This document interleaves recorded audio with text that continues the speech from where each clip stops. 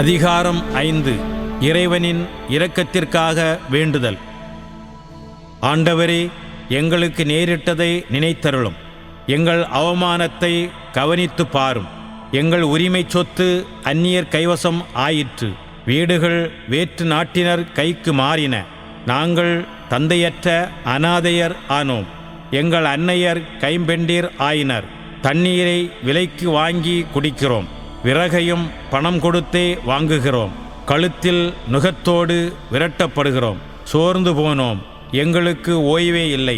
உணவால் நிறைவு பெற எகிப்தியரிடமும் அசீரியரிடமும் எம் கையை நீட்டினோம். பாவம் செய்த எம் தந்தையர் மடிந்து போயினர். நாங்களோ அவர்களின் குற்றப்பழியை சுமக்கின்றோம்.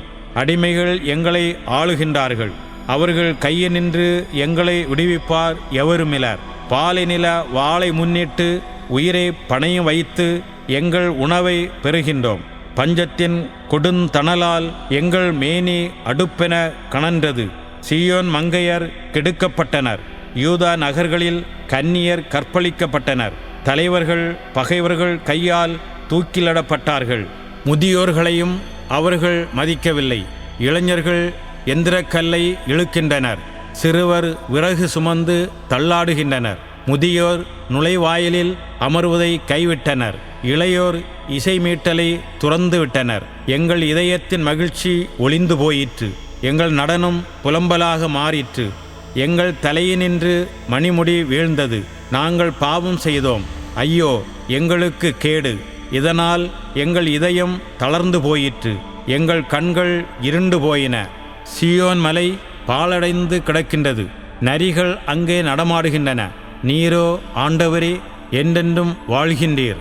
உமது அரியணை தலைமுறை தலைமுறையாய் உளதாமே. ஆண்டவரே, தொடர்ந்து எங்களை மறந்தது ஏன்? இத்துணை காலமாய் எங்களை கைவிட்டது ஏன்? ஆண்டவரே, எம்மை பால் திருப்பியருளும். நாங்களும் உம்மிடம் திரும்புவோம். முற்காலத்தே இருந்தது போல எம் நாட்களை புதுப்பித்தருளும். அல்லது எங்களை முற்றிலும் தள்ளிவிட்டீரோ? எங்கள் மேல் மிகுந்த வெஞ்சினம் கொண்டீரோ?